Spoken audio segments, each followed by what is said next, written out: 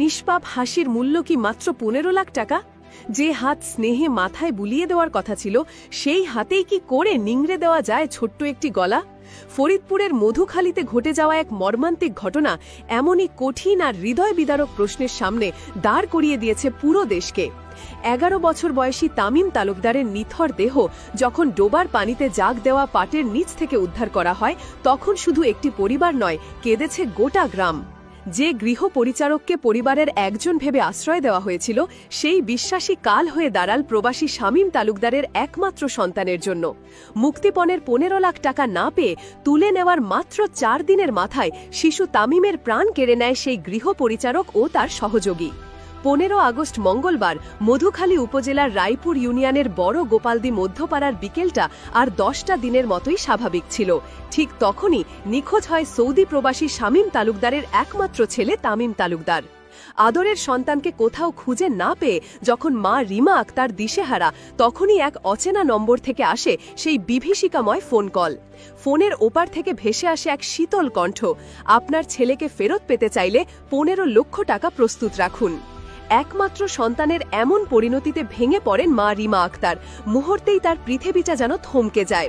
কোনো উপায় না দেখে তিনি ছুটে যান মধুখালী থানায়, দায়ের করেন অভিযোগ। শুরু হয় পুলিশের তদন্ত, কিন্তু কে বা কারা এই ঘটনার সাথে জড়িত তার কোনো সূত্রই মিলছিল না। এদিকে সময় গড়িয়ে যাচ্ছিল আর তামিমের মায়ের বুকের ভেতর বাড়ছিল অজানা আতঙ্ক। তদন্তের গভীরে গিয়ে পুলিশ যখন পরিবারের আশেপাশের সকলের ওপর নজরদারি শুরু করে, তখনই সন্দেহের তীর গিয়ে পড়ে বাড়িরই একজনের ওপর। গত 1 বছর ধরে যে তাদের বাড়িতে কাজ করছে, সেই গৃহ পরিচারক তুহিন শেখের আচরণে কিছু অসঙ্গতি লক্ষ্য করে পুলিশ। অবশেষে গত 18 আগস্ট সোমবার রাতে তাকে জিজ্ঞাসাবাদের জন্য আটক করা হয়।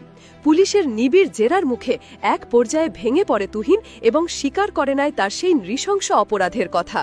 তুহিনের দেওয়া তথ্য অনুযায়ী পুলিশ পার্শ্ববর্তী কোরকতি ইউনিয়নের বাসপুর এলাকার একটি বিলের ধারে পৌঁছায়।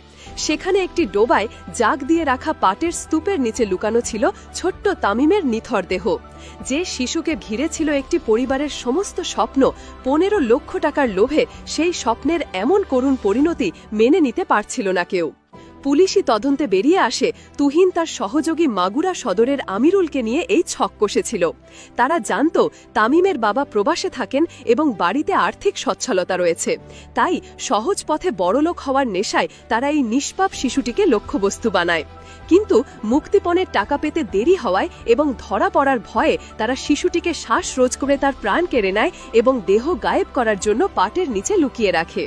এই ঘটনায় তামিমের মা রিমা আক্তারের কান্নায় আকাশ বাতাস ভারী হয়ে উঠেছে। একমাত্র সন্তানকে হারিয়ে তিনি এখন পাগল প্রায়। স্বজন ও প্রতিবেশীদের আহাজারিতে পুরো গ্রামে নেমে এসেছে শোকের ছায়া। যে বাড়িতে তামিমের কোলাহলে সারা দিন মুখর থাকত, সেই বাড়িতে এখন কেবলই কবরের নিস্তব্ধতা। বিশ্বাসের এই চরম ঘাতকতা এবং একটি শিশুর এমন করুণ পরিণতি আবারও সমাজের নিরাপত্তা এবং মানবিক মূল্যবোধের অবক্ষয়কে চোখে আঙুল দিয়ে দেখিয়ে দিল। তামিমের এই চলে যাওয়া যেন রেখে গেল এক রাশ প্রশ্ন, অর্থের লোভ কতটা অন্ধ হলে একটি নিষ্পাপ শিশুর প্রাণ কেড়ে নেওয়া যায়।